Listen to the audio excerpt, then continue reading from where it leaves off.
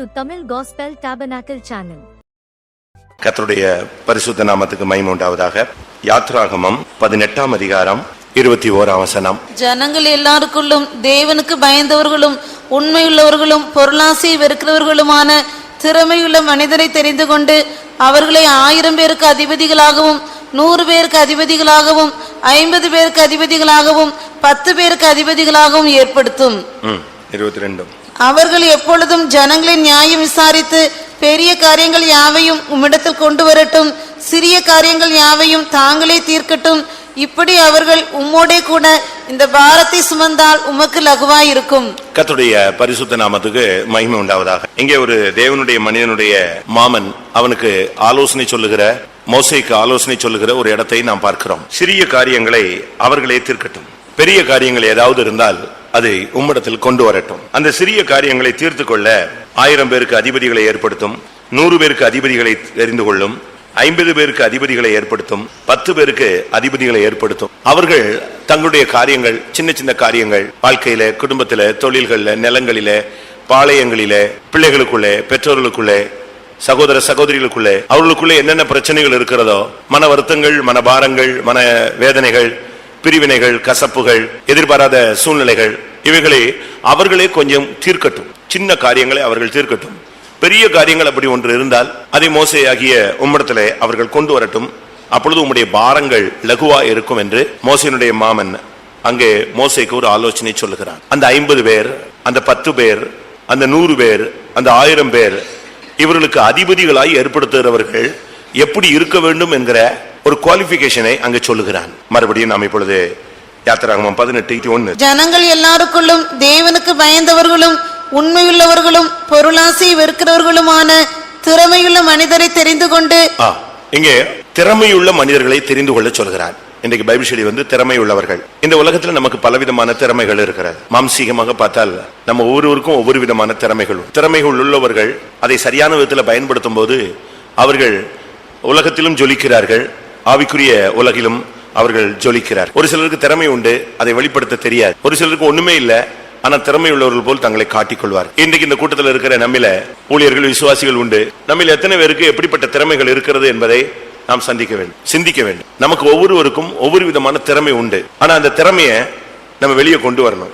நம்ம அந்த திறமைகளை ஒரு சிலர் மறைச்சு வச்சிடறாங்க. ஒரு சிலருக்கு தனக்குள்ள இருக்கிற திறமை வெளியவே தெரியாது. அவங்க வாழ்க்கையில வேற பகுதியில பயணப்படுகிறதுனால அவர்களுக்கு தங்களுக்குள்ள இருக்கிற திறமை என்னது என்று அவர்களுக்கு தெரியாது. இப்ப நம்முடைய இந்தியாவில் உள்ள படிப்பு எப்படின்னா, நம்ம பிள்ளைகளை ஒன்னொன்னு ஒவ்வொரு தன்மையில படிக்க வைக்கும். ஆனா வெளிநாடுகளில் உள்ள படிப்பின் முறை வேறு. அந்த பிள்ளைகளுக்கு சின்ன பிராயத்திலேயே எதுல இன்ட்ரெஸ்ட் இருக்குன்னு பார்த்து அதுல என்ன செய்யறாங்க, அவங்களுக்கு போதிக்கிறாங்க. அதனாலதான் அவங்களுடைய கல்வி முறைக்கும் நம்முடைய கல்வி முறைக்கும் பெரிய வித்தியாசம் இருக்கிறது. உலக பிரகாரமாக பலவிதமான திறமைகள் இருந்தாலும் வேதத்துல பல திறமைகள் சுட்டி காட்டப்பட்டிருக்கிறது. நாம் அதை இன்றைக்கு படிக்க வேண்டியது அவசியம். முதலாவது, வாழ்க்கையில் உள்ள பிரச்சனைகளை தீர்க்க ஒரு திறமை இருக்கணும். ஒரு குடும்பத்தில் இருக்கிறவங்க, இல்லாட்ட ஊழியத்தில் இருக்கிறவங்க, இல்லாட்ட சபையில இருக்கிறவங்க, இல்லாட்ட விசுவாசத்தில் இருக்கிறவங்க, இல்லாட்ட பிரதிஷ்டையில் இருக்கிறவங்க, இல்லாட்ட பரிசுத்தத்தில் இருக்கிறவங்க, இல்லாட்ட இந்த ஐக்கியத்தில் இருக்கிறவங்க, இந்த பைபிளை தூக்குறவங்களுக்கு சில திறமைகள் இருக்க வேண்டியது அவசியம். அப்பதான் அவங்க சின்ன சின்ன காரியங்களை அவங்களால தீர்க்க முடியும். அவங்க மாமனார் தெளிவா சொல்றார், சிறிய காரியங்கள் யாவையும் அவர்களே தீர்க்கட்டும், தாங்களே தீர்க்கட்டும். பெரிய ஒரு பிரச்சனை, முடியாத ஒரு பிரச்சனை, அப்படி ஒரு இக்கட்டான ஒரு சூழ்நிலை வந்தா நீங்க அதுல தலையிடுங்கன்னு சொல்ற. ஆனா அந்த சிறிய காரியங்களை தீர்க்கிறதுக்கு அதிபதிகள் தேவை. அந்த அதிபதிகளுக்கு குவாலிபிகேஷன் தேவை. 3 திறமைகள் அங்கே சொல்லப்பட்டிருக்கிறது. ஒன்று, தேவனுக்கு பயந்தவர்கள், அது ஒரு திறமையுள்ள ஜீவியம். 2வது, உண்மை உள்ளவர்கள், அது ஒரு திறமை. வேதம் எதிர்பார்க்கிற திறமை வேறு. இன்னைக்கு உலகத்தில் உள்ள திறமைன்னு சொன்னா சண்டை போடுறது கூட ஒரு திறமை தான். ஒவ்வொரு இதுலயும் ஸ்கில்ஃபுல் ஆளுங்க இருப்பாங்க. ஓட்டப்பந்தயத்துல ஓடுறவனுக்கு அதுவும் அவனுடைய திறமை தான். படிப்புல முன்னேறாங்க, அது அவங்களுடைய ஒரு திறமைன்னு சொல்லலாம், டேலண்ட். ஆனா இங்கே நம்ம பார்க்கும் பொழுது வேதம் ஒரு ஆவிக்குரிய மனிதனிடத்தில் எதிர்பார்க்கிற திறமை என்று சொல்லும் பொழுது, முதலாவது தேவனுக்கு பயந்தவர்களா இருப்பது, அது ஒரு திறமை. 2வது, உண்மையுள்ளவர்களா இருப்பது ஒரு திறமை.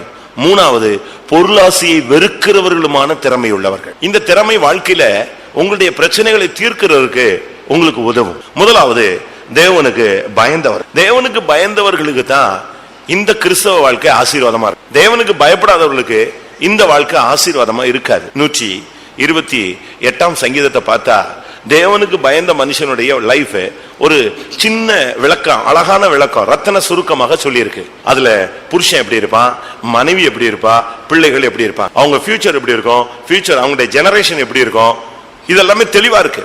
பிள்ளைகள், பிள்ளைகளுடைய வாழ்வை நீ காண்பாய். அடுத்து எருசலேமின் வாழ்வை காண்பாய். சீயோனிலிருந்து கர்த்தர் உன்னை ஆசீர்வதிப்பார். மனைவி எப்படி இருப்பா, பிள்ளைகள் எப்படி இருப்பான், புருஷன் எப்படி இருப்பான்.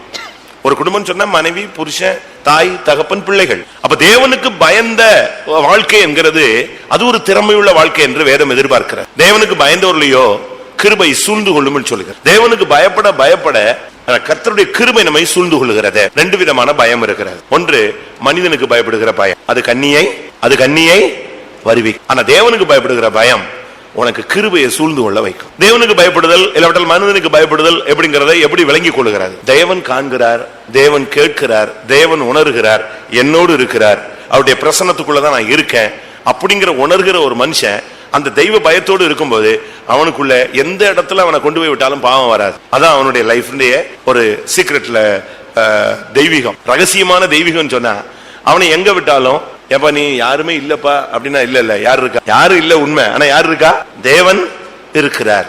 எபிரேய சிறுவன் எகிப்துல போய் சிக்கிக் கொள்கிறான். பாவம் செய்ய வாய்ப்பு தேடி அவனை பின்னால தொடர்ந்து வருது, பிடிச்சு இழுக்குது. அவன் சொல்றான், நான் என்ன செய்ய முடியாது, அப்படி செய்ய முடியாது, ஏன்னா தேவனுக்கு நான் பயப்படுறவன். அப்ப தேவனுக்கு பயந்து நடக்கிற மனுஷனுக்கு ஆசீர்வாதமும் உண்டு. அது ஒரு திறமை. நம்ம வாலிபர்களுக்கு அந்த திறமை இருக்கா?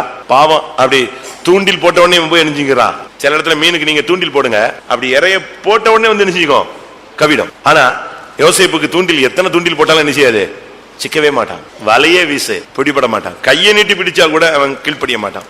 காரணம் அவன் யாரு, தேவனுக்கு பயந்த. தேவனுக்கு பயப்படுகிற பயங்கிறது ஒரு திறமை. பைபிள் சொல்லுகிற ஒரு திறமை. அது பாவம் செய்யாமல் இருப்பது ஒரு திறமை, அது ஒரு கிருபைன்னு நம்ம சொல்லுவோம். இன்னொரு பகுதியில் பைபிள் சொல்லுது அது ஒரு திறமை. உங்க பிள்ளைகளுக்கு அந்த திறமை இருக்கா? உங்க பிள்ளைங்க யோசேப்பு போல அந்த திறமை உள்ள இருக்கிறாங்களா? நமக்கு என்ன திறமை இருக்கு யோசிச்சு பாருங்க. தேவனால் பிறந்தவன் பாவம் செய்யான், தன்னை காக்குறான், பொல்லாங்கன் அவனை தொடான். அவனை பிசாசு தொடாது, தன்னையும் காத்துக்குவான். அவன் பாவமும் நிச்சய மாட்டான், செய்ய மாட்டான். அவன் தான் தேவனுக்கு பிறந்தவன். நீங்க யோசிச்சு பாருங்க, நமக்கு அந்த திறமை இருக்கா? தேவனுக்கு பயப்படுகிற திறமை இருக்கா? அது பரிசுத்தாவினாலே நமக்கு கொடுக்கப்படுகிறது. ஏசாயா தீர்க்கதரிசன புஸ்தகத்துல 11ஆம் அதிகாரத்துல 2ஆம் வசனத்துல ஆவியானவர் நம்மேல் தங்கி இருக்கும் போது நமக்கு கிடைக்கும் ஒரு அனுபவம். ஞானத்தையும் உணர்வையும் அருளும் ஆவியும், ஆலோசனையும் பலனையும் அருளும் ஆவியும், அறிவையும் கர்த்தருக்கு பயப்படுகிற பயத்தையும் அருளும் ஆவியுமாகிய கர்த்தருடைய ஆவியானவர் அவர் மேல் தங்கி இருப்பார். கர்த்தருக்கு பயப்படுகிற பயத்தை அருளும் ஆவியுமாகிய ஆவியானவர் அவர் மேல் தங்கி இருப்பார்.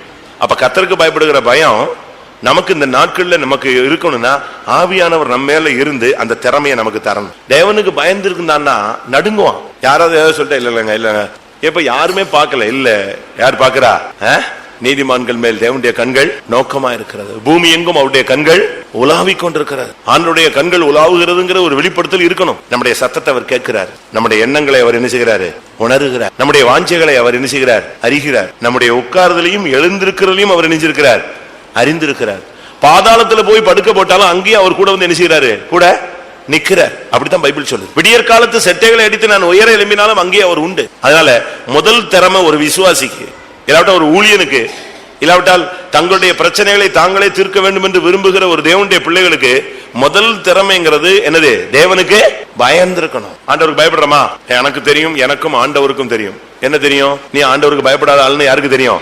கர்த்தருக்கும் தெரியும். இரண்டாவது திறமை அங்கே சொல்லி இருக்கிறது உண்மை உள்ளவர்கள். உண்மைங்கிறது ஒரு திறமைன்னு பைபிள் சொல்லுது. ஏன்னா எல்லாராலும் அதை என்ன செய்ய முடியாது, ஃபாலோ பண்ண முடியாது.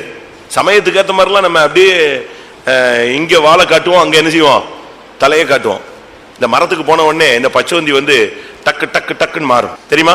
இலைக்கு போன உடனே என்ன கலருக்கு வந்துடும், பச்சை கலருக்கு வந்துடும். மரத்துக்கு வந்துட்டா உடனே பிரவுன் கலருக்கு வந்துடும். ரொம்ப பழுத்த இலைகளுக்கிட்ட வந்துட்டா என்ன கலர் ஆயிரும், மஞ்சள் கலர் ஆயிரும். இப்படி ஒவ்வொரு டைமென்ஷன்ல நம்ம ஒர்க் பண்றவங்களா என்ன செய்யக்கூடாது, இருக்கக்கூடாது. இரண்டாவது திறமைங்கிறது உண்மை உள்ளவர்கள். உண்மையை வந்து தேவன் எதிர்பார்க்கிறார். ஏனென்றால் தேவன் உண்மை உள்ளவர், நம்மை அழைத்தவர் உண்மை உள்ளவர். அப்ப அவர் உண்மையுள்ளவராக இருக்கிற போது நம்ம இடத்துல அவர் அதுதான் எதிர்பார்க்கிறார். லூக்கா எழுதின சுவிசேஷம் நமக்கு எல்லாருக்கும் தெரிஞ்ச வசனங்கள் தான். லூக்கா எழுதின சுவிசேஷம் 16ஆம் அதிகாரம் 10, 11, 12ல 3 விதமான உண்மை. நான் எல்லா பிரசங்கங்களையும் அடிக்கடி சொல்லுகிற ஒரு காரியம். கொஞ்சத்திலே உண்மையுள்ளவன், கொஞ்சத்தில் உண்மை. அடுத்த வசனம், அநீதியான உலக பொருளை பற்றி நீங்கள் உண்மையாய் இராவிட்டால். அநீதியான உலக பொருளில் உண்மை. மூன்றாவது, வேறொருவனுடைய காரியத்தில் நீங்கள் உண்மையுள்ளவர்களாய் உண்மை. பாத்தீங்களா, இங்க 3 காரியத்துல இயேசு கிறிஸ்து உண்மையை பத்தி பேசுகிறார். கொஞ்சத்தில் உண்மை, கொஞ்சம் பணமா இருக்கலாம், கொஞ்சம் காரியத்துல கர்த்தர் உங்களுக்கு ஆசீர்வாதத்தை கொடுத்திருக்கலாம், கொஞ்சத்துல நீங்க யாரா இருக்கணும், உண்மையா இருக்கணும். இரண்டாவது, அநீதியான உலக பொருள்களில், அது உலக காரியம் தான், ஆனா உண்மைன்னு சொல்லும் போது கர்த்தர் அதுலயும் எதிர்த்து எதிர்பார்க்கிறாரு. ரைட்டு, உங்க காரியம் இல்ல, இன்னொருத்தன் காரியம், அதுலயும் எதை எதிர்பார்க்கிறாரு, அதுலயும் தெய்வம் எதை எதிர்பார்க்கிறாரு, உண்மை எதிர்பார்க்கிறார். 3 காரியத்திலும். ஒரு சிலர் என்ன செய்வாங்க, தங்க காரியத்துல ரொம்ப பெர்ஃபெக்ட்டா இருப்பாங்க, மற்றவங்க காரியத்தில் என்ன செய்ய மாட்டாங்க, கண்டுக்க மாட்டாங்க. அப்படி அல்ல, வேறொருடைய காரியத்திலும் நீ என்ன செய்யணும், உண்மையாய் இருக்க வேண்டும். அடுத்து, உலக பொருள், நாங்க ரொம்ப பரலோகத்துக்கு போறோம், அதனால உலக காரியம் அதெல்லாம் பிரச்சனை இல்லை, அதெல்லாம் பிரச்சனை தான். அதனால தான் தேவன் சொல்லுகிறாரு, ராயனுக்குரியதை ராயனுக்கும் தேவனுக்குரியதை தேவனுக்கும் நீ செலுத்த வேண்டும். அப்ப ராயனுடைய காரியத்துல நீ உண்மையா இருக்கணும், தேவனுடைய காரியத்துல நீ எப்படி இருக்கணும், உண்மையாக இருக்கணும். உலக பொருள் நீ உண்மையா இருக்கணும். மூணாவது, உனக்கு கொஞ்சம் தான் கொடுப்பாரு, அது செக் பண்றாரு, அதுல நீ உண்மையா இருக்கணும். ஊழியத்தினுடைய நம்முடைய சபையினுடைய ஆரம்ப காலங்கள் வறுமையின் காலம், அதான் சொல்லுவாங்க பரிசுத்தவான்கள். அந்நாட்களில கொடுக்காமல் சோதித்தார். இப்ப அப்படி திரும்பிடுச்சு. இப்ப என்ன செய்யறாரா, கொடுத்து சோதிக்கிறார். கான்செப்ட் மாறிடுச்சு. அன்னைக்கு உள்ள நிலவரம் இல்ல, அதுல நிக்க முடியாம தடுமாறினாங்க. ஆனா இன்னைக்கு உள்ள நிலவரம் எல்லாத்தையும் கொடுக்கிறாரு. இதுல எப்படி இருக்கான் பார். அதுபோல நீங்க கொஞ்சத்துல உண்மையா இருந்தா கர்த்தர் உங்களுக்கு அநேகத்தை கொடுப்பார், அநேகத்துக்கு அதிகாரியாய் உங்களை மாற்றுவார். ஒன்று. அடுத்தது, தேவனுடைய வீட்டில் உண்மை. எபிரேயர் எழுதின நிருபம் 3ஆம் அதிகாரத்துல நமக்கு எல்லாருக்கும் தெரிந்த வசனங்கள். எபிரேயர் 3:2-5. மோசே தேவனுடைய வீட்டில் எங்கும் உண்மையுள்ளவனாய் இருந்தது போல இவரும் தம்மை ஏற்படுத்தினருக்கு உண்மையுள்ளவராய் இருக்கிறார். 5ஆம் வசனம். சொல்லப்பட போகிற காரியங்களுக்கு சாட்சியாக மோசே பணிவிடைக்காரனாய் அவருடைய வீட்டில் எங்கும் உண்மையுள்ளவனாய் இருந்தான். அடுத்த வசனம். கிறிஸ்துவோ அவருடைய வீட்டிற்கு மேற்பட்டவரான குமாரனாக உண்மையுள்ளவராய் இருக்கிறார். இங்க 2 விதம். இங்க நான் முதல்ல சொன்னது 3 விதமான உண்மை. கொஞ்சத்தில் உண்மை, அநீதியான உலக பொருளின் உண்மை, மற்றவனுடைய காரியத்தில் உண்மை. இப்ப இங்க 2 உண்மை இருக்கு. ஒன்று, தேவனுடைய வீட்டுல பணிவிடைக்காரனாய் உண்மை. இரண்டாவது, குமாரனாய் உண்மை. மோசேனுடைய லைஃப்ல பணிவிடைக்காரனாக அவன் உண்மையுள்ளவனாய். ஏன்னா அவன் ஓனர் கிடையாது, அவன் ஒரு ரெப்ரசன்டேட்டிவ் தான், ஒரு வேலைக்காரன் தான். அதனாலதான் அவனை தாசன் சொல்லிறாரு, வேலைக்காரன் சொல்லி. ஆனா கிறிஸ்துவோ அதற்கு மேற்பட்டவராக எப்படி இருந்தாரு, குமாரனாய் உண்மையுள்ளவனாய். நம்ம இந்த வீட்டுல நாம் குமாரர்கள், நம்ம தான் பொறுப்புள்ளவர்கள். நம்ம நம்பிதான் கர்த்தர் இந்த பைபிளை நம்ம கையில கொடுத்திருக்கிறார். அதனாலதான் பைபிள் சொல்லுகிறது, உண்மையுள்ளவர்கள் என்று எண்ணி இந்த கனமான ஊழியத்தை எங்கள் கையிலே ஒப்பு கொடுத்தார். இன்னொரு இடத்துல சொல்லி இருக்கு, உத்தமர்கள் என்று எண்ணி இந்த ஊழியத்தை எங்கள் கையில ஒப்பு கொடுத்தார். அதாவது உண்மையா இருப்போங்கிற ஒரு எதிர்பார்ப்பு. பிள்ளைய படிக்க வைக்கிறீங்க, பாஸ் ஆயிரும், எப்படியாவது வேலை கிடைச்சிரும், எப்படியாவது நல்ல ஒரு லைஃப் செட்டில் பண்ணிரும், அப்படிங்கறதுதான் நம்முடைய என்னது எதிர்பார்ப்பு. அதே போல என்னையும் உங்களையும் தேவன் விசுவாசிக்கிறார். இவனுக்கு இந்த பாவத்தை மன்னிச்சா அதுல இருந்து விடுதலை கிடைச்சிரும், இதுக்கு பிறகு இவன் இப்படிப்பட்ட தப்பு செய்ய மாட்டான், அவனை ஆசீர்வதிப்போம், அவன் உண்மையா இருப்பான், அவனை கனப்படுத்துவோம், அவன் இன்னும் சாட்சியா இருப்பான், அவனை இன்னும் மேன்மைப்படுத்துவோம், அவன் புறஜாதிகளுக்கு ஒளியா இருப்பான். இப்படிலாம் தேவன் நம்ம எதிர்பார்க்கிறார். யோபு விஷயத்துல அப்படித்தான். பிசாசு கேட்ட உடனே அவர் சொன்னாரு, அவனை சோதிச்சு பாரு, அவன் ஜெயிப்பான். அதுதான் அவருடைய எதிர்பார்ப்பு. அந்த எதிர்பார்ப்பை நம்ம எத்தனை பேர் உடைச்சிட்டோம்னு தெரியல, அவருடைய எதிர்பார்ப்பை நாம துக்கப்படுத்திட்டோம்னு எனக்கு தெரியல. அதனால உண்மை உள்ளவர்கள் என்று சொல்லும் பொழுது தேவனுடைய வீட்டுல நாம் குமாரர்களாய் உண்மையுள்ளவர்களாய் இருக்கும். அடுத்து, தாவீது சவுலுடைய வீட்டுல உண்மையா இருந்தானா. சவுலுடைய வீட்டுல ஒருத்தன் உண்மையா இருக்கிறதுங்கிறது ரொம்ப கஷ்டமான காரியம். 1 சாமுவேல் 22:14. அகிமெலேக் ராஜாவுக்கு பிரதியுத்தரமாக, உம்முடைய எல்லா ஊழியக்காரரிலும் தாவீதை போல ராஜாவுக்கு மருமகனும் உம்முடைய கட்டளைகளின்படி செய்து வருகிறவனும் உம்முடைய வீட்டிலே கனமுள்ளவனுமாய் இருக்கிற உண்மையுள்ளவன் யார்? சவுலுடைய வீட்டுல ஒருத்தன் உண்மையா இருக்க முடியுமா? அவன் திடீர்னு ஈட்டி அடிச்சிருவான், வீசிடுவான். சவுல் ஷார்ட் டெம்பரான ஆளு. சவுலுடைய வீட்டுல தாவீது எப்படி இருந்தான்? ரொம்ப உண்மையாக. இவ்வளவுக்கும் அவனுக்கு அந்த வீட்டுல உரிமை இருக்கு, மருமகன்கிற என்ன இருக்கு, உரிமை இருக்கு. ஆனாலும் அந்த காரியத்துல இருந்தாலும் அவன் அங்கேயுமே உண்மைதான் இருந்தான். உங்களுடைய சொந்த குடும்பத்துல நீங்க உண்மையா இருக்கணும். புருஷன் மனைவிக்கு உண்மையா இருக்கணும், மனைவி புருஷனுக்கு உண்மையா இருக்கணும். இது ரொம்ப முக்கியமான ஒரு வாழ்க்கையின் தத்துவம். இன்னைக்கு உண்மை பைபிள்ல சொல்லி, தேசத்தில் உண்மையுள்ளவர்கள் அற்று போகிறார்கள், குறைந்து போகிறார்கள். வாசிங்க, தெரியுமா அந்த வசனம்? தேசத்தில் உண்மையுள்ளவர்கள் குறைந்திருக்கிறார்கள். அந்த லெவலுக்கு இப்போ உண்மையுள்ள ஜீவியங்கிறது ரொம்ப குறைவு. நம்முடைய இந்த கடைசி காலத்துல நாம் இப்படிப்பட்ட காரியங்களை எதிர்பார்ப்பது மிகவும் குறைவு. வாசிங்கள், சங்கீதம் 12:1. ரட்சியும் கர்த்தாவே, பக்தியுள்ளவன் அற்று போகிறான், உண்மையுள்ளவர்கள் மனுபுத்திரரில் குறைந்திருக்கிறார்கள். ரொம்ப குறைஞ்சிருச்சு உண்மையுள்ளவர்கள். இப்ப நம்ம சபையில நீங்க எடுத்துக்கங்களேன், உண்மையுள்ளவர்கள் நம்ம சொல்லுவோம், ஆனா தேவன் எதிர்பார்க்கிற உண்மை நம்மகிட்ட திராசை கொண்டு வந்து நிப்பாட்டினார்னா ரொம்ப கஷ்டம். ஏனென்றால் நம்ம அநேகருக்கு உண்மை இல்ல, பேச்சுல உண்மை இல்ல, பணத்துல உண்மை இல்ல, வேலைகளில் உண்மை இல்ல, ஊழியங்களில உண்மை இல்ல, இப்படி பலவிதமான உண்மை குறைவுகள் உண்டு. மூன்றாவது திறமையை பத்தி அவர் சொல்லுகிறாரு, பொருளாசையை வெறுக்கிற திறமை உள்ளவர்கள். நம்ம நினைப்போம் திறமைன்னு சொன்னா ஒவ்வொருத்தருக்கும் ஒவ்வொரு திறமை இருக்குன்னு சொல்றோம். உங்களுக்கு இருக்கும் பான் கிஃப்ட், சண்டை போடுறது கூட பான் கிஃப்ட் தான். ஒரு சிலர் பாட்டு நல்லா பாடுவாங்க, அதுக்கு என்ன சொல்லுவாங்க, அது பிறப்புல வந்தது பான் கிஃப்ட். ஒரு சிலர் அழகா டீச் பண்ணுவாங்க, அது அவங்களுடைய பான் கிஃப்ட் அப்படி சொல்லலாம். ஒரு சிலருக்கு கர்த்தர் கிருபை தர்றாரு, அது ஒரு இறக்கம், அது ஒரு கிஃப்ட். ஆனா பொருளாசையை வெறுப்பது ஒரு திறமைன்னு பைபிள் சொல்லுது. நமக்கு பலவிதமான திறமைகள் சொல்லி நான் இப்ப வரிசையா சொல்லிக்கிட்டே வரேன். ஆனா பொருளாசையை வெறுக்கிற ஒரு திறமை இருக்கா? பார்த்த உடனே வட்டிக்கு வாங்கிடலாமா, யார்கிட்ட கைமாத்து வாங்கியாவது வாங்கிடலாமா, அது இன்னொரு ஆள் வாங்குறதுக்குள்ள நம்ம வாங்கிடலாமா, ஆனா அது நம்ம ஒரு நாள் தான் யூஸ் பண்ணுவோம். பொருளாசைங்கிறது அது ஒரு விக்கிரகம். எபேசியர் 5:3 நீங்க படிச்சுக்கலாம். 5:3 விபச்சாரக்காரனாவது, அசுத்தனாவது, விக்கிரகாரனாகிய பொருளாசைக்காரனாவது. அதாவது ஒரு விசுவாசியோ ஒரு ஊழியக்காரனோ ஒரு பொருள் மேல ஆசை வச்சுட்டான்னா அவன் பொருள் மேல ஆசை வைக்கல, அது அவனுக்கு அந்த பொருள் அவனுக்கு எதா மாறிடுச்சு, ஒரு விக்கிரகமாக மாறிவிட்டது. நீங்க யோசிச்சு பாருங்க, இன்னைக்கு நம்ம ஆளுங்கள்லாம் திடீர்னு ட்ரெஸ் மேல ஆசை வந்துருது, பொருள் மேல ஆசை வந்துருது, ஏதாவது ஒண்ணு மேல அவங்களுக்கு ஆசை வந்துருது. அந்த ஆசை அதை வெறுக்கிறதுக்கு பேரு தான் பைபிள் என்ன சொல்லுது, திறமை. பொருளாசையை நான் ஜெயிச்சிட்டேன்னு சொல்றவங்க யாராவது இருக்கீங்களா? நமக்கு இன்னும் பட்ஜெட் வந்துகிட்டே தானே இருக்கு. நமக்கு அது வேணும், இது வேணும், அது வேணும், இது வேணும், அது வேணும், இது வேணும், வாங்கி வாங்கி வாங்கி வாங்கி வைப்போம்.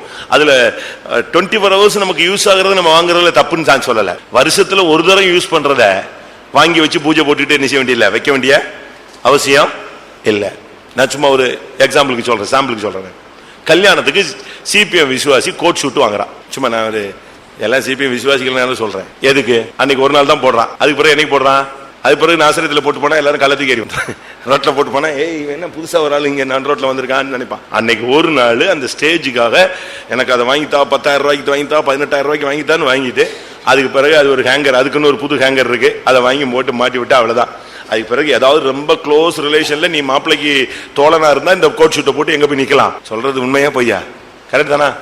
இதுக்கு எதுக்கு போட்டு பொண்ணு வீட்டுக்காரனை எனக்கு கோட் ஷூட் வாங்கித்தான்னு சொல்லி சண்டையை போட்டு அது 8,000 ரூபாய்க்கு 15,000 ரூபாய்க்கு வாங்கி அந்த ஒரு நாள் கூத்துக்கு மீச வச்ச கதையில தேவையில்லைங்கிறேன். அதனாலதான் முந்திலாம் இது ஸ்டுடியோவுக்கு போனா அவனே ஒரு 1000 பேர் போட்டிருந்த ஒரு கோட் வச்சிருப்பான், ஷூட் வச்சிருப்பான். அங்க போய் கல்யாணம் கட்டிட்டு போய் நின்னுக்குவாங்க, போட்டு ஆசைக்கு எடுத்துட்டு வெளியே வந்துருவாங்க. ஏன்னா அது ஒரு 100 ரூபாயில முடிஞ்சு போயிடும். இதெல்லாம் வேஸ்ட், அவசியமே கிடையாது.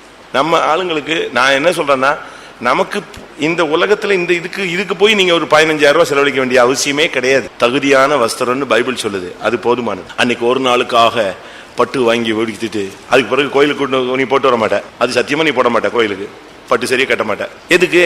எங்கேயாவது நம்ம வர வர வர வர ஒரு எளிமை வரணும். நான் சொல்றதை நீங்க அக்செப்ட் பண்ணா நீங்க பாக்கியவான்கள். எளிமையின் கோலத்தை நம்ம எடுத்துக்கிட்டே வரணும். எவ்வளவு நமக்கு நம்மகிட்ட இருந்து அவாய்ட் பண்ணணுமோ அவ்வளவு காரியத்துல சிம்பிளா நீங்க மாறிக்கிட்டே வரணும். இது நான் சொல்லி வர்றதில்ல, கிறிஸ்துவின் அன்புல நிறைய நிறைய நிறைய இது தானா வரணும். இது பிரசங்கம் இல்ல, ஆவியானவர் உனக்குள்ள என்ன செய்யணும், போதி. வேஸ்ட் பொருளாசை. ஒரு சிலர்லாம் பாருங்க, இன்ஸ்டால்மெண்ட்ல வாங்கி வச்சிருப்பாங்க, மேல அடுக்கி வச்சிருப்பாங்க லாப்ட்ல. பிள்ளைக்கு 3 வயசு, ஆனா பிள்ளை கல்யாணத்துக்கு எப்ப வாங்கி வச்சிடறாங்க 3 வயசுலயே. அது அவளுக்கு, அது இன்னொரு 17 வருஷத்துல அது அப்படியே ஒண்ணும் இல்லாம ஜாம் ஆகி போயிடும். தேவையில்லை. கர்த்தர் அந்த பிள்ளையை குறித்து ஒரு பெரிய அனாதி நோக்கம் வச்சிருப்பார், கொண்டு போவார், செயல்படுத்துவார், ஆசீர்வதிப்பார். நாம விசுவாச சந்ததிகள் பொருள் ஆசையை வெறுக்கணும். அது ஒரு திறமை. அந்த திறமைக்காக நீங்க இப்ப ஜெபிக்க போறீங்க. அடுத்ததாக 78ஆம் சங்கீதம் 72ஆம் வசனம். 78ஆம் சங்கீதம் 72ஆம் வசனம். இவன் அவர்களை தன் இருதயத்தின் உண்மையின்படியே மேய்த்து தன் கைகளின் திறமையினால் அவர்களை நடத்தினான்.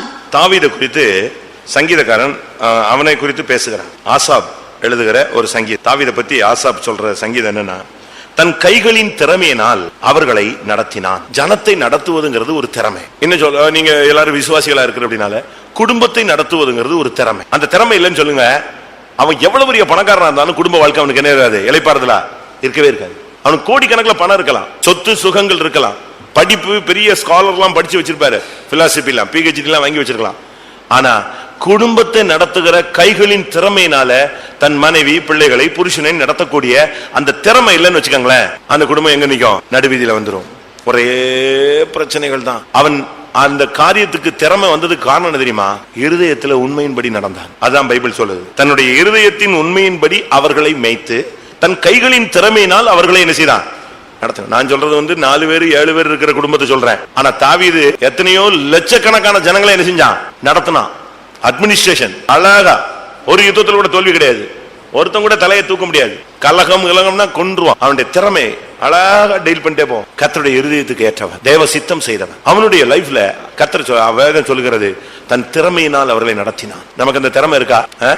சம்பாதிக்கிற திறமை இருக்கலாங்க, வேலை செய்யறதுக்கு நல்ல திறமை இருக்கலாம்.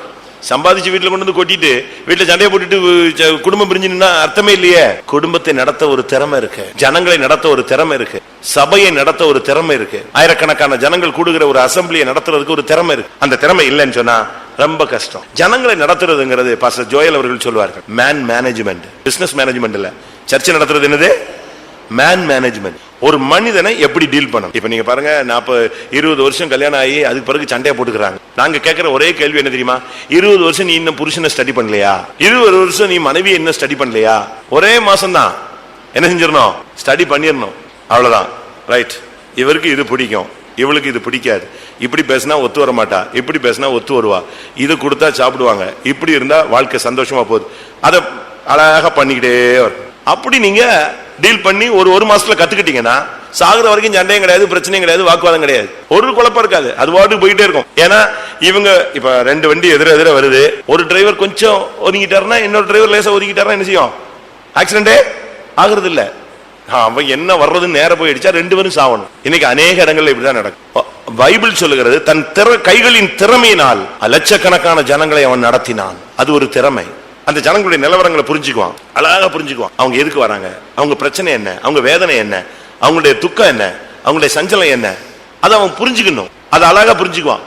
யார் வந்தாலும் சரி, பெலிஸ்தர்கள் இது யூதா கோத்திரத்தில் வந்தா அவங்களோட பேசுவான், செபுலோன் வந்தா அவங்களோட பேசுவான், நப்தலி வந்தா அவங்களோட பேசுவான். எல்லாத்தையும் பேசி பேசி பேசி பேசி அவன் லைஃப், அவனுடைய ஆட்சி காலம் முழுசும் அமைதியா போய்கிட்டே இருந்துச்சு. காரணம், கைகளின் திறமையினால் அவர்களை நடத்தினான். ஆண்டவர் நம்மை நடத்துகிறாரே, கர்த்தரின் மேய்ப்பரா இருக்கிறார், நான் தாட்சி. எப்படி நடத்துகிறாரு? புல்லுள்ள இடங்களில் அடுத்து அமர்ந்த தண்ணீரண்டையில் என்னை நடத்துகிறார், நீதியின் பாதையில் நடத்துகிறார். அவர் நடத்துறாரு, அவருக்கு திறமை உள்ள தேவன், நமக்கு அந்த திறமை தர்றாரு. ஆனா நம்ம அந்த திறமைய சரியான விதத்துல யூஸ் பண்ண வேண்டியது அவசியம். அந்த திறமையில தான் அவன் அழகா போனான். அந்த திறமை அவனுக்கு இருந்ததுனால அவனுக்கு பிரச்சனைகள் எல்லாம் பிரச்சனையே கிடையாது. அவனுக்கு சிங்கம் வரும், அதெல்லாம் ஈஸியா தட்டிட்டு போயிடுவான். கோலியாத்து வருவான், ஒரே அடியில் அடிச்சிருவான். கரடி வரும், அடிச்சிருவான். பெரிசர்கள் வருவான், அரணிப்பான இடத்துக்கு போயிடுவான். அப்படியே போய் போய் போய் போய் அழகா திறமையில நடத்த. நமக்கு அந்த திறமை இருக்கா? ஜனங்களை நடத்தக்கூடிய திறமை. ஒரு சிலருக்கு அந்த கிஃப்ட் இருக்கு. அவங்க குடும்பங்கள்ல பிரச்சனையே கிடையாது, வாக்குவாதங்கள் வராது. நான் ஒரு ட்ரெயின்ல வந்தேன் அன்னைக்கு, என் பக்கத்துல ஒரு பிராமின் ஃபேமிலி, 2 பேரும் டாக்டர்ஸ் நினைக்கிறேன். அந்த அம்மா இடக்க பேசு. அந்த அம்மா அது கொஞ்சம் வயசானதான், இவரும் வயசானவர் தான். அது எதையோ ஒரு கதையை பேசுது. ஒரு அப்படியே தலையில அடிச்சுக்கிறாரு. என் பக்கத்துல உட்காந்துருக்காரு, அடிச்சுக்கிட்டு விட்டுரு விட்டுரு விட்டுரு விட்டுரு விட்டுரு, உனக்கு புரியலை புரியலை புரியலை, எனக்கு கேட்காத மாதிரி பேசணும்னு பாக்குறாரு. நான் தான் பக்கத்துல உட்காந்துருக்கேன். ஐயோ பாரு, அப்படியே கண்ணை மூடிக்குவாரு இருக்கி. அந்த அம்மா ஒரு 10 நிமிஷம் அமைதியா இருக்கும், திருப்பி அந்த ஆவி ஸ்டார்ட் ஆயிடும். இப்படியே கொஞ்ச நேரம் கழிச்சு ஏதாவது நல்ல மேட்டர் பேசினா அவர் நல்லா பதில் பேசுறாரு, நல்லா பேசுறாரு. அது அப்படி இல்லை, இது இப்படி இல்லை, அவன் பிள்ளை ஏதாவது குடும்பத்தை பத்தி விசாரிச்சா ஏதாவது ஒண்ணு ஷார்ட்டா திருப்பிடுச்சுன்னா உடனே அவர் சொல்றாரு, அந்த மனுஷன் பாவம் கட்டிக்கிட்டாரு, என்ன பண்றது, எத்தனையோ வருஷம் ஆச்சு வாழ்ந்து. ஆனா இப்போ அவர் சொல்றாரு, இல்ல அது இதுன்னு, அது ஒரு முயல் 3 காலில் தான், முயலுக்கு 3 கால் சொல்ற பார்ட்டி போட்டிருக்கு பாவம் அந்த ஐயரம்மா. அது திருப்பி ஸ்டார்ட் பண்ண உடனே இவரு பிள்ளையாருக்கு முன்னால தலையில கொட்டுற மாதிரி தண்ணியே கொட்டிக்கிறான் பாவம் ட்ரெயின்லயே. இப்படி ஆளுங்கிட்ட மாட்டிக்கிட்டா என்ன ஆகும்? சிம்சன் இப்படி ஒரு பெண்கிட்ட மாட்டிக்கிட்டு கடைசியில செத்து போயிடலான்னு வந்துட்டான். அவனை அலட்டி கொண்டே இருந்தபடினால் அவன் சாகத்தக்கதாக என்ன செஞ்சான்? व्यसனம் அடைந்தான். அந்த லெவலுக்கு நம்ம கொண்டு போக கூடாது. நமக்கு ஒரு கிருபை இருக்கு, ஆண்டவர் ஒரு திறமை கொடுத்திருக்கிறார். தாவீதுக்கு இருந்த திறமையை நீங்க கேட்டு பெற்றுக்கொள்ளுங்க. அவன் தன் கைகளின் திறமையினால் அவர்களை நடத்தினான். அடுத்ததாக ஆதியாகமம் 47:6. எகிப்து தேசம் உனக்கு முன்பாக இருக்கிறது. தேசத்தில் உள்ள நல்ல இடத்திலே உன் தகப்பனையும் உன் சகோதரரையும் குடியேறும்படி செய். அவர்கள் கோசே நாட்டிலே குடியிருக்கலாம். அவர்களுக்குள்ளே திறமையுள்ளவர்கள் உண்டென்று உனக்கு தெரிந்திருந்தால் அவர்களை என் ஆடு மாடுகளை விசாரிக்கிறதற்கு தலைவராக வைக்கலாம் என்றான். திறமை உள்ளவர்கள் யாக்கோபின் சந்ததியில இருந்தா விசாரிக்க தலைவராக அவர்களை வைக்கலாம். விசாரிக்கக்கூடிய ஒரு திறமை இருக்கு. மனுஷனையும் விசாரிக்கலாம், மிருகத்தையும் விசாரிக்கலாம், யாரையும் நீங்க விசாரிக்கலாம். விசாரிக்கிறது ஒரு திறமை. ஒரு சிலர் வருவாங்க, பேசாம இருப்பாங்க, சாப்பிட்டியான்னு கூட கேட்க மாட்டான். குடிச்சியான்னு கேட்க மாட்டான். நீ என்ன ஏன்னா கேட்டா பிரச்சனை வரும்னு கேட்கவே மாட்டாங்க. ஒரு சிலருக்கு கேட்கிற பழக்கமே கிடையாது. நமக்கு அந்த விசாரிக்கிறது ஒரு திறமை. உங்களுக்கு அந்த திறமை இருக்கா? விசாரிக்கிறதுனா சண்டை போட்டதை விசாரிக்கிறது. உங்க வீட்டுக்காரர் எப்படி இருக்காரு, ஆமா அவரை பத்தி ஏற்கனவே கேள்விப்பட்டிருக்கேன் அப்படின்னு சொல்லி விட்டீங்கன்னா அந்த வீடு பத்தி எரிஞ்சுக்கும் நைட்டா. அந்த திறமை அல்ல. உங்க பிள்ளைய அங்க பார்த்தேன், உங்க புருஷன் அங்க பார்த்தேன், உங்க மனைவி அங்க பார்த்தேன், அவங்க எப்படி இருக்காரு, முந்தி எப்படி இருந்தாரு, இப்படி இந்த திறமை, இந்த விசாரிப்பு எல்லாம் இது பொல்லாத ஆவியினுடைய திறமை. அந்த திறமையை சொல்லல, விசாரிக்கும் திறமை. தீமோத்தேயுல சொல்லி இருக்கிறது, ஒருவன் தன் சொந்த குடும்பத்தை விசாரியாமல் போனால் அவன் அவிசுவாசியிலும் கெட்டவன். 1 தீமோத்தேயு 5:8. ஒருவன் தன் சொந்த ஜனங்களையும் விசேஷமாக தன் வீட்டாரையும் விசாரியாமற் போனால் அவன் விசுவாசத்தை மறுதலித்தவனும் அவிசுவாசியிலும் கெட்டவனுமாய் இருப்பான். பாத்தீங்களா எவ்வளவு தெளிவா சொல்லி இருக்கு பாத்தீங்களா?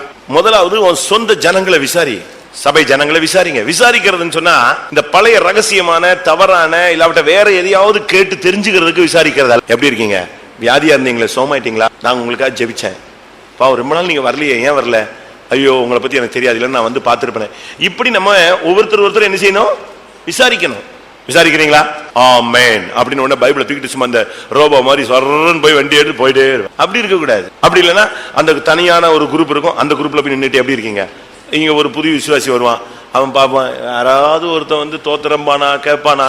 ஒரு இடத்துல ஒரு சகோதரர் ஒரு சபைக்கு போய்கிட்டே இருந்தாரு. அது பிறகு அவர் அந்த சபையை விட்டுட்டார். விட்ட பிறகு ஒருத்தன் போய் கேட்டான் அவர்கிட்ட, நீங்க வந்துட்டு இருந்தீங்களே, ஏன் நீங்கள் வரவே இல்லை? அவன் சொன்னா, நான் 8 மாசம் வந்தேன், ஒரு ஊழியக்காரனை என்னைய பார்க்கல, ஒரு விசுவாசி யாரு நீன்னு என்னைய கேட்கறதுக்கு நாதி இல்லை. இவ்வளவு பெரிய கூட்டம், 800 பேர் கூடுறீங்க சென்னையில். அவன் சொல்றான், 800-900 பேர் கூடுறீங்க, ஆவியில நிரம்புறீங்க, ஃபுல் ஸ்விங்கில் போறீங்க, பிரசங்கம் அடிச்சு கொளுத்துறாங்க. முடிஞ்ச பிறகு ஏதாவது ஒரு விசுவாசி, 8 மாசம் வந்தேன், ஒருத்தனாவது நீங்க யாரு பிரதர், எப்படி இருக்கீங்க, எதுக்கு வர்றீங்க, பாஸ்டர் பாத்தீங்க, ஒருத்தனாவது என்னை விசாரிக்கலையே. இப்படிதான் சபைகள் இருக்கு. ஒரு சிலர் எல்லாம் மனைவியை விசாரிக்கிறதே இல்லை. சுகம் இல்லையா, அவ எப்பவுமே இப்படிதான் சொல்லுவா, கடை விடு அப்படின்னு போயிட்டே இருப்பான். புருஷனை பத்தி அந்த ஆள் கிடக்குறாரு, அவர் என்ன விசாரி, இப்படி சொன்னா அந்த குடும்பம் எப்படி இருக்கும்னு யோசிங்க. பிள்ளைகளை எங்க போனான்னு கேட்கறது இல்ல, வந்தியா விசாரிக்கிறது இல்ல, நீ போன காரியம் சக்சஸா விசாரிக்கிறது இல்ல. தவறு. விசாரிக்கணும். ஒருவன் தன் சொந்த குடும்பத்தை, தன் வீட்டாரை, விசேஷமாக தன் வீட்டாரை விசாரியாமல் போனால் அவன் விசுவாசத்தை மறுதலித்தவனும் அவிசுவாசியிலும் கெட்டவன். அவன் சொல்றான், ஆடு மாடுகளை விசாரின்னு சொல்றான். பார்வன் சொல்றான், ஆடு மாடுகளை விசாரிக்கிறதுக்கு ஒரு தலைவனை வை. எவ்வளவு ஆடு செத்து போச்சு, எவ்வளவு குட்டி போட்டுச்சு, எவ்வளவு நசல் கொண்டு போச்சு, எதுக்காக, என்ன காரணம்னு விசாரிங்கிறான். மனுஷனை விசாரிக்கிறதுக்கு இங்க ஆளு இல்லையே.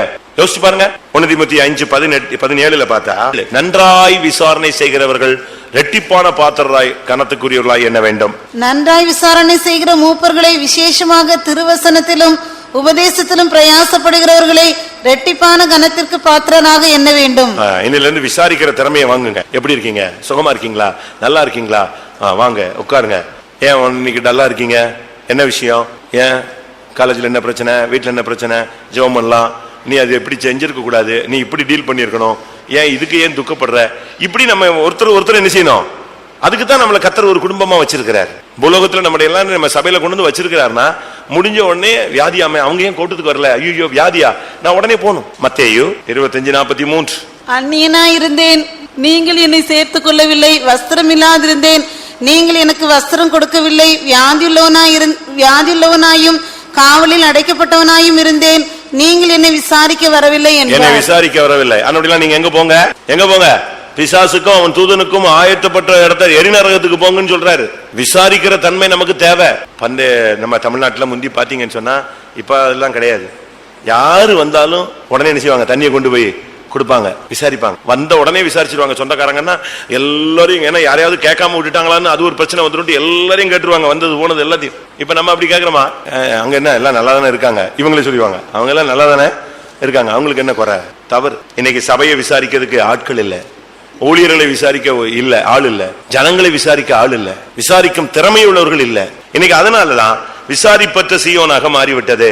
அதனாலதான் ஒரு மனுஷன் சொல்றான், 142 சங்கீதம் 4ஆம் வசனத்தை சொல்றான், என் ஆத்மாவை விசாரிக்கிறதுக்கு ஆளே இல்லை ஆண்டவரே. வலதுபுறமாய் கண்ணோக்கி பாரும், என்னை அறிவார் ஒருவரும் இல்லை, எனக்கு அடைக்கலம் இல்லாமற் போயிற்று, என் ஆத்மாவை விசாரிப்பார் ஒருவரும் இல்லை. ஒருவரும் இல்லை. என் ஆத்மாவை விசாரிக்க ஆள் இல்ல.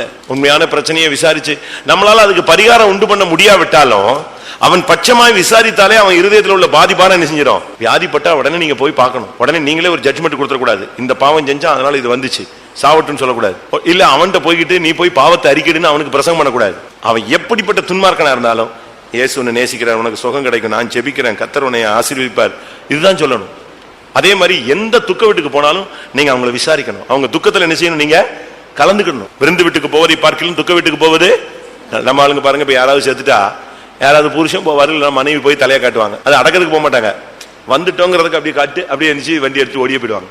அதே இது கல்யாணம் வீடுனா வருங்க, தான் வீட்டுல இருக்கிற 7 பிள்ளைகளையும் கூப்பிட்டுக்கிட்டு திரும்ப பக்கத்து வீட்டுல நீ வரையா, அந்த கல்யாணம் நல்லா இருக்கும், சாப்பாடு நல்லா இருக்கும்னு அதையும் சேர்த்து எடுத்துக்கிட்டு இவன் போவான். ஏன்னா கல்யாண வீட்டுல குடும்ப சகிதம்னு எழுதிட்டான்ல, வருகை தரணும்னு. அப்படி அல்ல, விருந்து வீட்டுக்கு போவதை பார்க்கலாம் எங்கதான் போகணும்? துக்க வீட்டுக்கு போகணும். அங்க சாட்சி கிடைக்கும். ஒரு மனுஷனுடைய லைஃப் அங்க ரீட் பண்ணுவாங்க. அவனுடைய வாழ்க்கையில எந்த சூழ்நிலையில போனான்னு தெரியும், அவன் எப்படி கத்தரை பற்றி கொண்டான்னு தெரியும். இதெல்லாம் நம்ம பிள்ளைகளுக்கு தெரியணும். நம்முடைய வாழ்க்கையில விசாரிக்கிற ஒரு திறமை வேணும். நம்ம விசாரிக்கிறோமா? ஒருத்தன் கேட்டா உங்களுக்கு எத்தனை பிள்ளைங்க?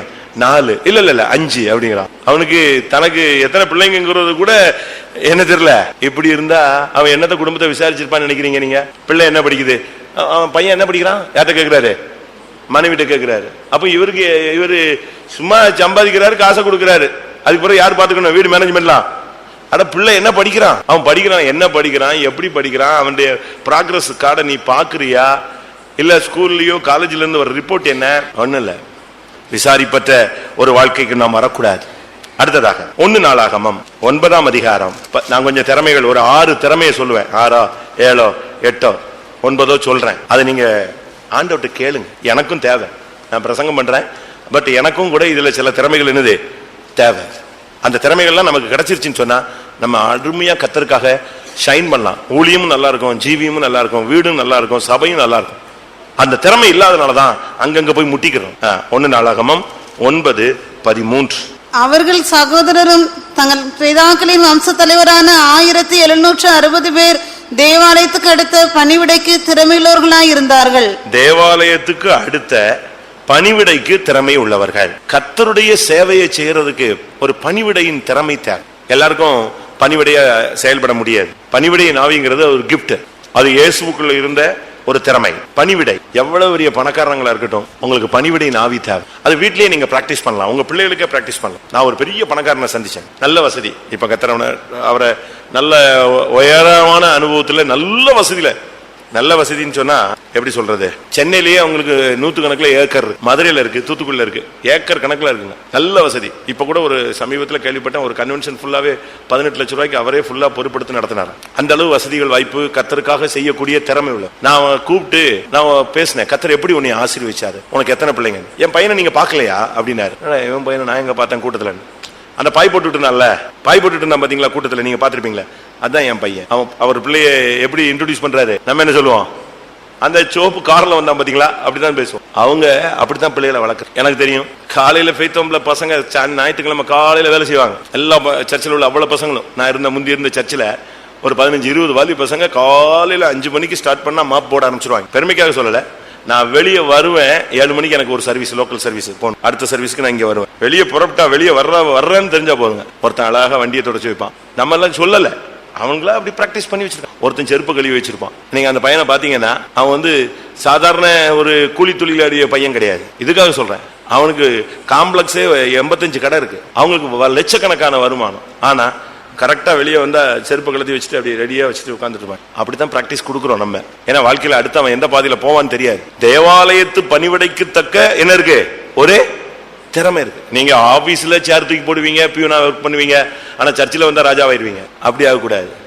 நீங்க ஆபீஸ்ல ராஜாவா இருந்தாலும் நீங்க இங்க எப்படி இருக்கணும்? தேவனுடைய வீட்டுல பணிவிடையாகி. அதுதான் நம்முடைய, அது ஒரு திறமை, நம்மை தாழ்த்துகிற ஒரு திறமை. ஆண்டோடைய சமூகம், ஆண்டோடைய வீடு, ஆண்டோடைய ஊழியம், ஆண்டோடைய ஜனங்கள், அந்த அளவு நம்மை தாழ்த்துகிறதுக்கு ஒரு பணிவிடை நாவி. இயேசு சொல்றார், நான் பணிவிடைக்காரன். வாசிங்க லூக்கா 22:27. பந்தி இருக்கிறவனோ பணிவிடை செய்கிறவனோ எவன் பெரியவன்? பந்தி இருக்கிறவன் அல்லவா? அப்படி இருந்தும் நான் உங்கள் நடுவிலே பணிவிடைக்காரனை போல் இருக்கிறேன். இயேசு சொல்றார், நான் உங்கள் நடுவிலே நான் எப்படி இருக்கிறேன்? பணிவிடைக்காரனை போல இருக்கிறேன். என்ன பணிவிடை? சீசரில் உட்கார வச்சு, துண்டை இடுப்புல கட்டிக்கிட்டு, பாத்திரத்துல தண்ணீர் வச்சு, காலை என்ன செஞ்சாரு? அவரு கழுவினார். மறுதலிக்கிற பேதுருவுடைய காலை கழுவினார். காட்டி கொடுக்கிற யூதாசனுடைய காலை கழுவினார். பணிவிடைக்காரனை போல இருந்து செஞ்சார். நம்ம அப்படி செய்வோமா? அந்த அளவு நமக்கு பணிவிடை நாவி இருக்கா? நீங்க பணிவிடை ஆவிக்கு இடம் கொடுத்து பாருங்க, கர்த்தர் உங்களை லிஃப்ட் பண்ணுவார். அதான் அதனுடைய அந்த கான்செப்டுடைய ரிசல்ட் அதுதான். யாத்திராகமம் 33:11 பாத்தீங்கன்னா யோசுவாவை எப்படி கர்த்தர் கனம் பண்ணார், அவனுடைய ஸ்டார்டிங் ஸ்டேஜ் என்ன? ஒருவன் தன் சிநேகிதனோட பேசுவது போல கர்த்தர் மோசேயோட முகமுகமாய் பேசினார். பின்பு அவன் பாளையத்துக்கு திரும்பினான். நூனின் குமாரனாகி யோசுவா என்னும் அவனுடைய பணிவுடைக்காரனாகி வாலிபன் ஆசரிப்பு கூடாரத்தை விட்டு பிரியாதிருந்தான். இவனுடைய ஸ்டார்டிங் ஸ்டேஜ் என்ன? இவனுடைய ஸ்டார்டிங் ஸ்டேஜ் என்ன? இவன் வந்து லேவியன் கிடையாது, ஆசாரியன் கிடையாது. மோசேக்கு இவன் யாரு? மோசேக்கு பணிவிடைக்காரன். ஆசரிப்பு கூடாரத்திலேயே தான் உட்கார்ந்திருப்பான், அந்த பிரகாரத்திலேயே இருப்பான். ஏன்னா அங்க எல்லாரும் போலாம், அங்கேயே தான் கிடப்பான். அவனுடைய வாலிப பிராயத்துல அங்க இருந்துட்டு மோசே வந்தாருன்னா மோசே கூட போயிடுவான். கடைசியில பாருங்க, மோசையின் பிள்ளை வந்து அந்த போஸ்டிங் வாரிசு உரிமைக்கு போற இதுல அந்த ஜனங்களை நடத்தக்கூடிய தகுதிக்கு வரல. யார் தான் வந்தது? யார் தான் வந்தா?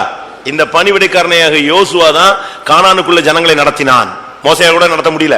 அந்த பெரிய வாக்குத்தத்தம் இவன் மூலமா நிறைவேற்றப்பட்ட. இவன் மூலமா தான் யோர்தானை 2 பிறக்க வச்சாரு. ஆசாரியர்கிட்ட சொன்னா பெட்டி எடுத்துட்டு இறங்குங்க, 2 பிளக்குன்னு சொன்னான். அந்த அளவு இவன் வந்ததுக்கு காரணம் இவனுடைய ஸ்டார்டிங் ஸ்டேஜ் என்னது? பணிவிடை. உங்க வீட்லயே பணிவிடை செய்யுங்க. புருஷன் வீட்டுல பணிவிடை வேலை செஞ்சா என்ன தப்பு? மனைவி வீட்டுல பணிவிடை வேலை செஞ்சா தப்பு என்ன தப்பு? வாலிப பிள்ளைங்க பையங்க வீட்டுல பணிவிடை வேலை செஞ்சா என்ன தப்பு? செய்யலாமே. நம்ம வீடு, அந்நியன் வீடு இல்ல. யாருடைய வீடு? நம்ம வீடு இல்ல. நான் வீட்டுல ராஜா அப்படி எல்லாம் இருந்துதான் குடும்பத்தை ஒண்ணுமில்லாம ஆக்கிவிட்டாங்க. குடும்பங்கள்லாம் ஆட்டம் கண்டதுக்கு காரணமே இவங்க வீட்டுல யாராயிடுறாங்க? அதிகாரிகளாயிடுறாங்க. தயவு செய்து அந்த லைஃபை விட்டுருங்க. நீங்க பணிவிடைக்காரர்களாக வீட்டுல நம்ம எல்லாருமே ஒண்ணுதான். அந்த லெவலுக்கு தான் நம்ம இறங்கி வரணும். பணிவிடைக்கு திறமை. தேவாலயத்துக்கு அடுத்த பணிவிடைக்கு கர்த்தருடைய வீட்டுல பணிவிடை பண்றது ஒரு பெரிய ஆசீர்வாதம். பணிவிடை ஊழியங்கிறது அது நமக்கு தேவன் கொடுத்த ஒரு பெரிய ஈவு. அது வந்து எல்லாராலும் செய்ய முடியாது. சர்வீஸ் மைண்ட் இருந்தவங்க தான் செய்ய முடியும். தூதர்களை எபிரேயர் 1:14 படி தூதர்களை அவர் பணிவிடை ஆவிகளாக வைத்தார். அந்த பணிவிடையை செய்ய முடியாதுன்னு சொன்ன போதுதான் அவனை விழ வைத்தார். ரட்சிப்பை சுதந்திரிக்க போகிறவர்கள் நிமித்தமாக ஊழியம் செய்யும்படிக்கு அவர்கள் எல்லாரும் அனுப்பப்படும் பணிவிடை ஆவிகளா இருக்கிறார்கள் அல்லவா? பணிவிடை ஆவிகள். இயேசு சொல்றாரு லூக்கா 22:26 ஒருவன் தலைவனா இருக்க விரும்புறியா? அப்ப நீ வந்து முதல்ல பணிவிடைக்காரனாயிரு. உயர்த்தப்படணும்னு ஆசைப்பட்டியா? நீ தாழ்த்தப்படுவதற்கு ஒப்பு கொடுப்பாயாக. 22:26. உங்களுக்குள்ளே அப்படி இருக்க கூடாது. உங்களில் பெரியவன் சிறியவனை போலவும் தலைவன் பணிவிடைக்காரனை போலவும் இருக்க கடவன். இதுதான் தேவனுடைய எதிர்பார்ப்பு. அதனால குடும்பத்துல நம்ம எல்லாருமே நம்ம தாழ்த்தி போறதுல ஒரு தப்பு கிடையாது. ஒரு சில வீடுகளில் புருஷன்மார் நல்ல வேலை செய்வாங்க, ஹெல்ப் பண்ணுவாங்க. அதை மாமியார் பார்த்துட்டு என் பிள்ளைய வேலை வாங்குறா, என் பிள்ளைய அடிமையாகிட்டா, அது என்ன அடிமையாகிட்டா இதாகிட்டா, அப்படிலாம் நம்ம பேசக்கூடாது. செய்யட்டும், தப்பே கிடையாது. இப்ப நீங்க பாருங்களேன், நம்ம பசங்களெல்லாம் நம்ம இஷ்டத்துக்கு வளர்க்குறோம். வீட்டுல வந்து சாப்பிட்டா பிளேட் எடுக்க மாட்டான், எடுக்கிறது இல்ல. ஆமா, சாப்பிட்டா அதுலயே கையை கழுவிட்டு அப்படி தூக்கி போட்டு போயிட்டே இருப்பான். அந்த கொண்டு போய் அந்த சிங்க்ல போட மாட்டான். ஆனா இதே பையனை இப்போ இவங்க எங்க படிக்க வைக்கிறாங்க? ஹோட்டல் மேனேஜ்மெண்ட் படிக்க வைக்கிறாங்க, இல்லைன்னா கேட்டரிங் படிக்க வைக்கிறாங்க, ஹவுஸ் கீப்பிங் படிக்க வைக்கிறாங்க. வீட்டுல தூங்கி எந்திரிச்சா எதை மடிக்க மாட்டான்? பெட்ஷீட்டை மடிக்க மாட்டாங்க. இப்ப house keeping, hotel management, catering படிச்சா என்ன நடக்கும் சொல்லுங்க? எவனோ சாப்பிட்டு விட்டு போவான், இவன் போய் அழகா தூக்கி சும்மா சுடு தண்ணி வச்சு அழகா தொடச்சி எடுத்து அப்படித்தானே செய்யறான். கேட்டரிங்ல வேற என்ன சொல்லி தரான்? எல்லாரும் தூங்கி எழுந்திரிச்சிட்டு போயிட்டே இருப்பான், இவன் போய் அதை அழுத்த அழகா மடிச்சு எடுத்து துவைக்கிறதுக்கு தூக்கிட்டு வந்து அடுத்த ஷீட் போட்டு அவனை படுக்க வைக்கிறதுக்கு ரெடி பண்ணிட்டு போவான். இதுதான் என்ன வேலை? நான் என்ன சொல்றேன், அதை உன் வீட்டுல செய்யு. ஏன் செய்யக்கூடாது? அழகா நீயே எழும்பி ஷீட் கீட்லாம் அழகா மடிச்சு வச்சுக்கலாமே, சாப்பிட்டு பிளேட் அழகா கழுவிக்கலாமே, சுத்தமா வைக்கலாமே, அந்தந்த இடத்துல வைக்கலாமே வைக்க கூடாதா? கேட்டரிங் படிச்சிருக்கீங்களா? படிச்ச இந்த வேலை தான் ஹவுஸ் கீப்பிங். நான் பார்ப்பேன், தையெல்லாம் அடிச்சு சும்மா இப்படி ஒரு மாதிரி புதுசா கட்டிட்டுலாம் வருவான். வீட்டுக்கு போனா போயுமா. ஆனா இங்க வந்தா பாத்தீங்கன்னா அழகா என்ன செய்வான்? அந்த பிளேட்டை வைப்பான், நின்றுப்பான், மெனுவை கொடுப்பான், வாங்கிக்குவான். அவன் போன உடனே இந்த பிளேட்டை சாப்பிட்ட பிளேட் எல்லாம் தூக்கிட்டு அவன் பாட்டுக்கு போய் அழகா. அதை நீ வீட்டுல செய்ய, உன் வீடு ராஜா மாதிரி இருக்கும், அரண்மனை மாதிரி இருக்கும். உங்க வீட்டுல செய்யலாமே, செய்யறதுல ஒன்னும் தப்பே கிடையாது. பைபிள் இதைத்தான் போதிக்குது. நீ முதல்ல வீட்டுல இரு, வீட்டுல நீ பழகு. தேவாலயத்துக்கு அடுத்த பணிவிடைன்னு ஒரு பணிவிடை இருக்கு. உலகத்துக்கு அடுத்த பணிவிடை வேற. ஆபீஸ்ல பாத்தீங்கன்னா நீங்க ரொம்ப தாழ்மையா இருப்பீங்க, டியூட்டில பாத்தீங்கன்னா ரொம்ப தாழ்மையா இருப்பீங்க, சின்சியரா இருப்பீங்க. ஒரு கம்பெனில வேலை பார்த்தா கம்பெனியை உங்க தலை மேல ஓடுற மாதிரி இருக்கும். ஆபீஸுக்கு போனா ஆபீஸ் மொத்த வேலையும் இழுத்துக்கிட்டு செஞ்சுக்குவாங்க. ஆனா கர்த்தருடைய வேலையை நீங்க எந்த விதத்துல செய்றீங்க? அதுக்கு நீங்க பதில் சொல்லுங்க. அடுத்ததாக மத்தேயு 25:15. அவனுடைய திறமைக்கு தக்கதாக ஒருவனிடத்தில் 5 தாலந்தும் ஒருவனிடத்தில் 2 தாலந்தும் ஒருவனிடத்தில் 1 தாலந்துமாக கொடுத்து உடனே பிரயாணப்பட்டு போனான். அவனுடைய திறமைக்கு தக்க தாளந்து கொடுக்கப்பட்டது. அப்படின்னா என்ன? அழைப்புக்கு ஏற்ற தாளந்து. திறமைக்கு ஏற்ற தாளந்துங்கிறது அது உன்னுடைய திறமை. என்னன்னா உன்னுடைய அழைப்பு தான் உன்னுடைய திறமை. உனக்கு உலகத்துல எந்த தகுதி இல்லாட்டாலும் தேவன் உன்னை ஊழியக்காரனை அழைச்சிட்டாரு, இல்ல ஒரு விசுவாசி அழைச்சிட்டாரு, அதுதான் உன் திறமை. எங்களுடைய தகுதி எங்களால் உண்டானதல்ல. யாரால் உண்டானது? தேவனால் உண்டாயிருக்கு. தேவன் தான் நம்மை தகுதிப்படுத்துறான். அவனுடைய திறமைக்கு தக்கதாக அவனுடைய கரத்தில் தாளந்து கொடுக்கப்பட்டது. 1 கொரிந்தியர் 12ஆம் அதிகாரம், அதுக்கு இன்னும் கொஞ்சம் விளக்கம் 7ஆம் வசனமும் 11ஆம் வசனமும் வாசி. ஆவியினுடைய அனுக்கிரகம் அவனவனுடைய பிரயோஜனத்திற்கென்று அளிக்கப்பட்டிருக்கிறது. இவைகளை எல்லாம் அந்த ஒரே ஆவியானவர் நடப்பித்து தமது சித்தத்தின்படியே அவனவனுக்கு பகிர்ந்து கொடுக்கிறார். ஆண்டவர் இந்த திறமைன்னு சொல்லுகிறத, இந்த தாளந்து கிருபைன்னு சொல்றத, அந்த திறமைக்கு தக்கதாக தாளந்து கொடுத்தாராம். அப்படின்னா அழைப்புக்கு ஏற்ற தாளந்து, வெளிப்படுத்தலுக்கு ஏற்ற தாளந்து, உனக்கு கிடைத்த தரிசனத்துக்கு ஏற்ற தாளந்து, உனக்கு மகிமையில என்ன இடம் கிடைக்க போதோ அதுக்குரிய தாளந்து தான் கர்த்தர் இந்த பூமியில கொடுக்கிறார். உங்களுடைய அழைப்பு எப்படிப்பட்டது? உங்களுடைய தெரிந்து கொள்ளுதல் எப்படிப்பட்டது? உங்களுக்கு கிடைச்ச தரிசனம் எப்படிப்பட்டது? உங்களுக்கு கிடைத்த வெளிப்படுத்தல் எப்படிப்பட்டது? நீங்களே யோசிச்சு பாருங்க. அதுக்கு ஏற்ற மாதிரி தான் கர்த்தர் உங்க கையில எதை கொடுக்கிறாரு?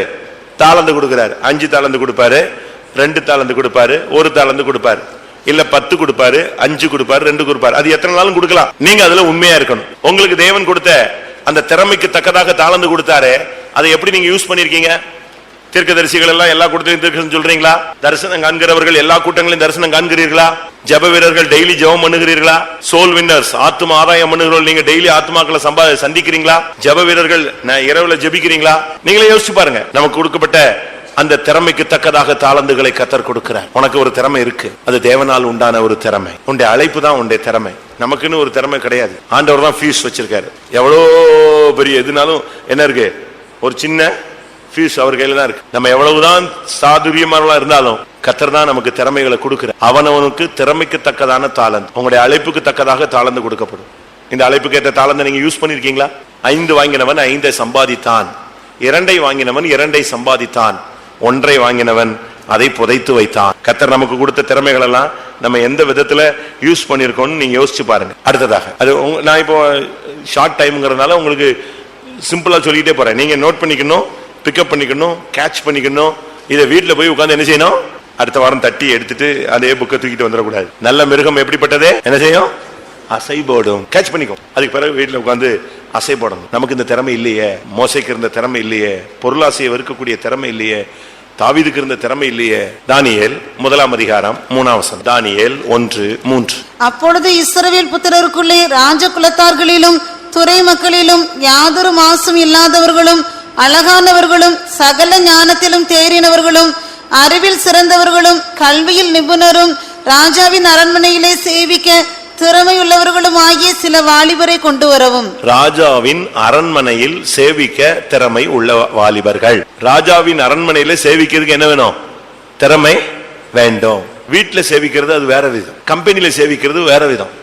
ஆண்டவர் ராஜாவுடைய அரண்மனையில சேவிக்கிறதுக்குன்னு ஒரு திறமை இருக்கு. நீங்க பாருங்க, சில பவர்ஃபுல் ஆபீசர்ஸ் இருக்கிற இடத்துக்கு நீங்க போங்க, மிலிட்டரி கேம்புக்கு போங்க, இல்ல இந்த டிஜிபி ஐஜின்னு இருக்காங்களா அந்த லெவல்ல உள்ளவங்களுக்கு போங்க, இல்ல பெரிய பெரிய மினிஸ்டர்ஸ் இருக்கிற அந்த இடத்துக்கு போங்க. அங்க சேவிக்கிறவங்களை பாருங்க, என்ன மாதிரி இருப்பாங்க தெரியுமா?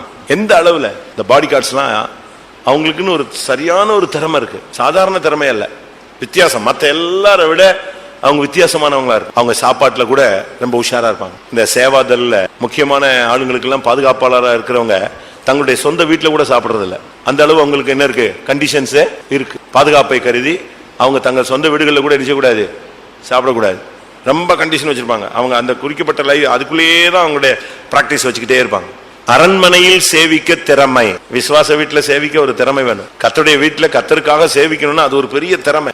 இல்லாததை இருக்குன்னு சொல்லுவான், நீ செய்யாததை செஞ்சேன்னு சொல்லுவாங்க, அதை சொல்லுவாங்க, இதை சொல்லுவாங்க. இரவு பார்க்க முடியாது, பகல் பார்க்க முடியாது, விழிப்பு, பாடுகள், வேதனை எல்லாம் இருக்கும். ஆனா அரண்மனையில சேவிக்கிறவங்க பாத்தீங்கன்னா கரெக்டா இருப்பாங்க, ரொம்ப ஷார்ப், எவ்வளவு தெளிவா இருப்பாங்க. நம்ம அப்படி இருக்கிறோமா? அரண்மனையில் சேவிக்க, ஆண்டவருடைய வீட்டுல சேவிக்க, கர்த்தருடைய வீட்டுல நடக்க வேண்டிய வழியை நீ அறியாயாகில் நான் உனக்கு சொல்லி தருகிறேன்னு பவுல் சொல்லுகிறார். தேவனுடைய வீட்டுல நடக்க வேண்டிய வகையில நடக்க வேண்டும். அரண்மனையில், ஆண்டவருடைய அரண்மனையில சேவிக்க நமக்கு திறமை வேண்டும். செய்வோமா? அந்த கல்தேய ராஜா சொல்றான், நேபுகாத்நேசர் சொல்றான், தன்னுடைய அடிமைகளை அடிமைகளுக்குள்ள யாராவது செலக்டிவா இருக்கானா, டாப்பா இருக்கானா?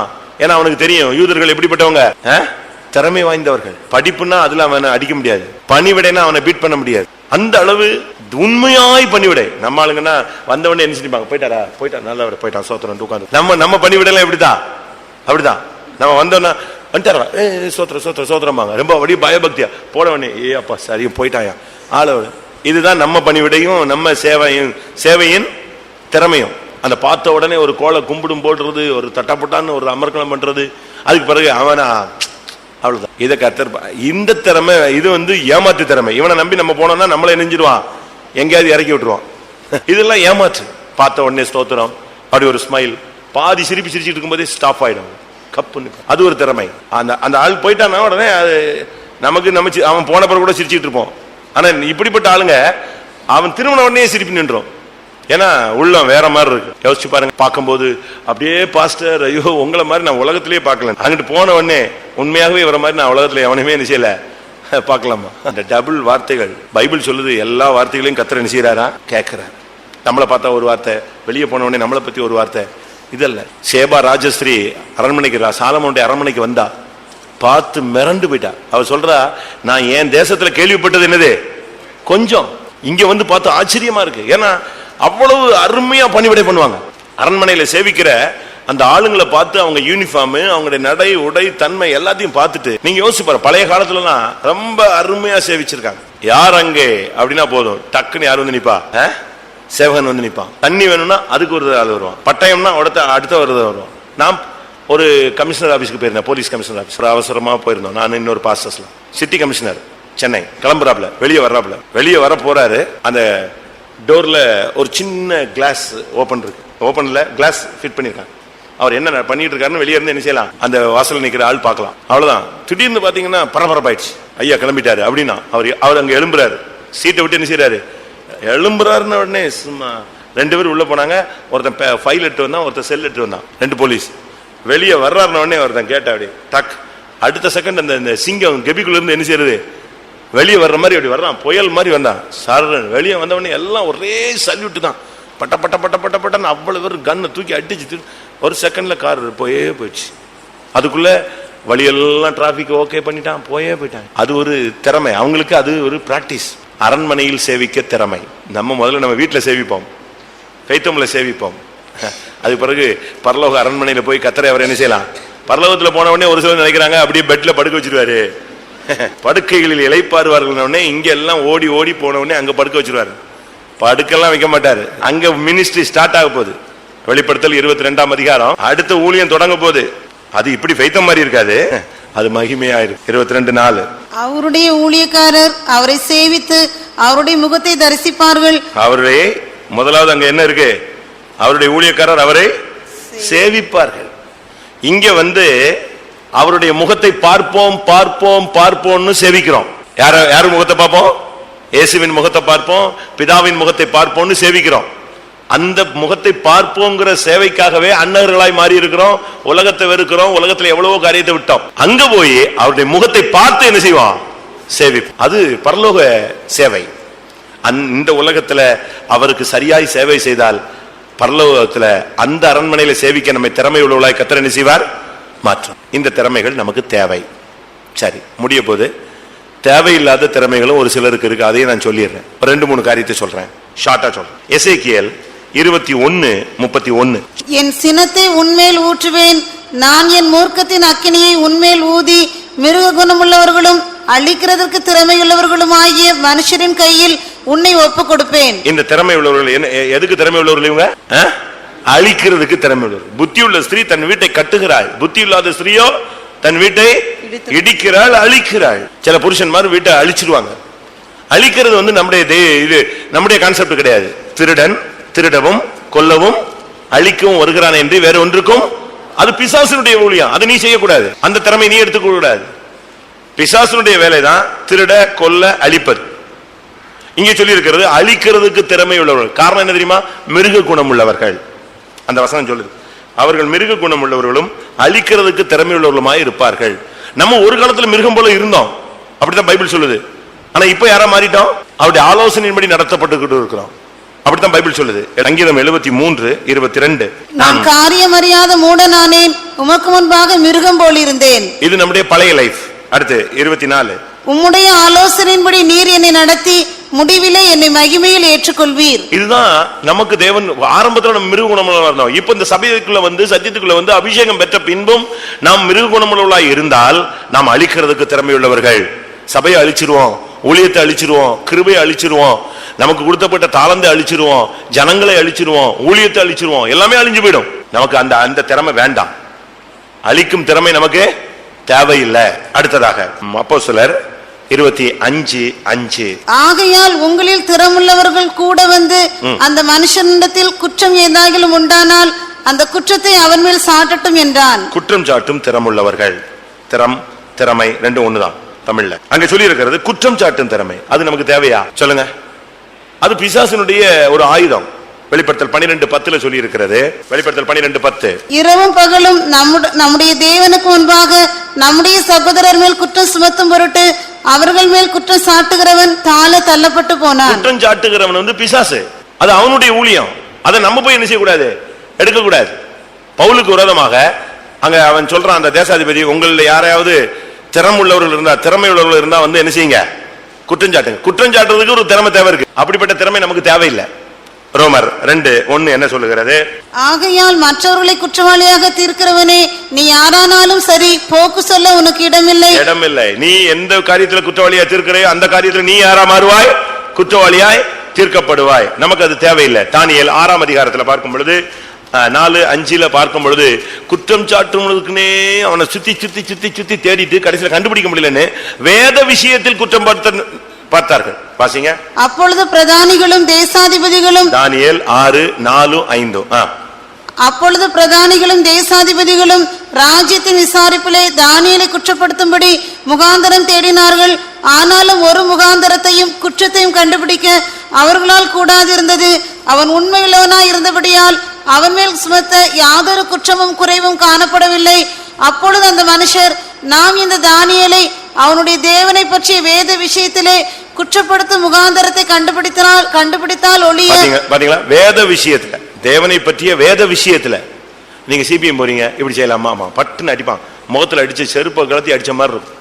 சிபிஎம் போயிட்டு இப்படி பண்ணிட்டியான்னு உடனே நமக்கு செத்து போன மாதிரி இருக்கும். அப்படி குற்றம் சாட்டப்படக்கூடாத ஒரு வாழ்க்கையை வாழணும். ஆனா குற்றம் சாட்டும் அந்த திறமை நமக்கு தேவையில்லை. இவங்க என்ன பண்ணாங்க தெரியுமா?